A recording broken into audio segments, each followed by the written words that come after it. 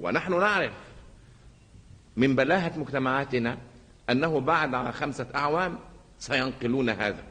سمعت أعتقد أستاذنا الدكتور محمد عمارة أخبرني أن أحد كبار المفكرين المصريين يتحدث الآن ما بعد الحداثة على أنها المرحلة التي يجب أن نتحرك نحوها بسرعة.